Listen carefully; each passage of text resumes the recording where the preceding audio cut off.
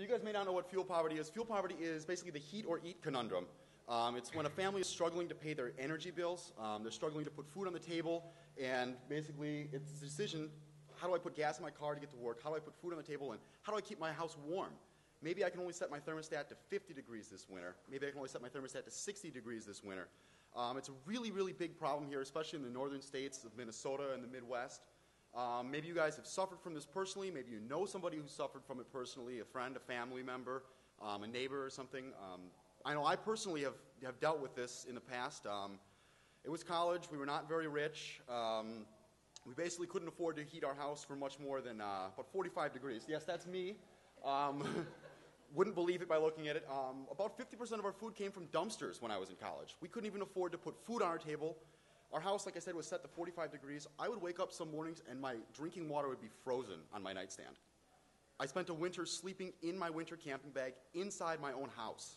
Inside, I'm trying to camp. So the federal government's got a program called LIHEAP, the Low Income Home Energy Assistance Program. This is basically the federal government's answer to this massive problem out there. Great program, but it's got a ton of shortcomings. If you guys can read some of the figures, basically they serve just more than about a quarter of the eligible families right now. And the number of eligible families is increasing every year. And the funding for this program is decreasing every year. And fuel prices are also increasing every year. So basically what's happening is this program is just dramatically failing to meet the needs of this massive problem of fuel poverty out there. So also not to mention, this money basically goes straight to your energy provider. Well, your energy provider is typically a coal company, an oil company, a gas company, and things like that. These are the people who are polluting our environment. These are the people who are already rich. Their pockets are already pretty lined. Let's face it, they don't really need this subsidy. It's basically just going directly to them and not really a long-term solution for low-income families. Contributing to global warming and things like that. And you say, okay, fine, I don't care. I heat my home. My home was nice and toasty, 75 last year. Boo-hoo for you eating out of dumpsters. Guys, these are your tax dollars, though. You're the ones who are funding this LIHEAP program. The government's taking your money and doing this, and they're basically giving it right back to coal companies and not promoting a long-term sustainable solution. So we said, okay, we need a breakthrough idea here. One solution comes up every morning, tons of energy from the sun. But you're like, all right, solar panels, I've seen those. They're electric. They're for this guy, he's got his golf cart, he can afford them, it's $30,000 system. What does that have to do with actual low-income family LIHEAP and things? I'm talking about a different type of solar. I'm talking about solar air heat here, a solar thermal system. Really, really basic technology. Essentially a black box. You mount it on your house, sun hits it, it warms up. Use a fan to just drive air right through the system, scrub that heat off, and put it right back into the house. These systems, they mount right vertically on your south side. They seam right in beautifully with your building here. And if you size them right, they'll provide all of your daytime heating load whenever the sun is out. Here's a long-term sustainable solution. You buy a family just a system like this, and instead of just continuing to throw LIHEAP money at them every year, basically you install a system like this, we can get them off of the LIHEAP funds, and now they're suddenly self-sufficient. They can generate their own power. It's clean, it's renewable, it stays local, it's not promoting coal and things like that. So you say, okay, but why low-income families? Why should we target low-income families specifically? Well, you look at some of these numbers here. Low-income families, and it's not by choice, they're a disproportional amount of pollution coming from low-income families.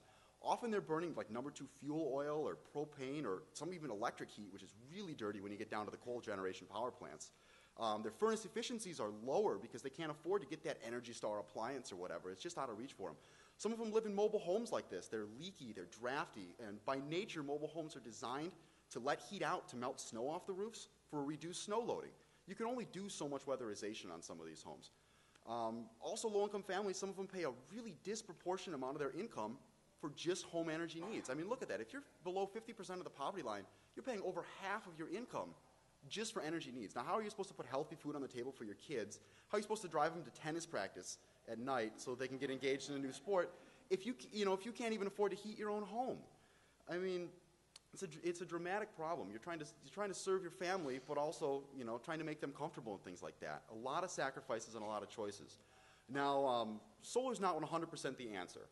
There's a lot of things that you need to do before you do solar.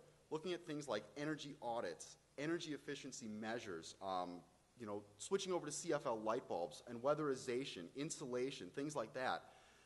But sometimes those things only go so far. You can only insulate a home so much before you start running into air quality issues. Like mobile homes, there's only so much space in those walls to put insulation. Like I said, by nature, they're designed to be leaky. So, once you've insulated to a maximum, what do you do next? So you need to start looking for a renewable solution. Here's a Habitat for Humanity home right here. Again, great program. Gives this family a brand new home, but if they can't afford to pay for that home, to heat that home, pay the energy bills of it, how long are they really going to be able to stay there? Are they going to have to get rid of that home after a couple of years because they can't afford to heat it? Well, here we've given them a long-term solution, a brand new home, and a means of heating that home. Solar energy like that, just driving right back into the house, really simple, really easy technology that this family can live with. Suddenly, they're joining the green revolution that they thought they couldn't actually be a part of. Here's an Indian reservation that we've worked on. Again, tons of poverty, tons of rural poverty. I'm sure you guys are very familiar with that. Look at where our power comes from in Minnesota here.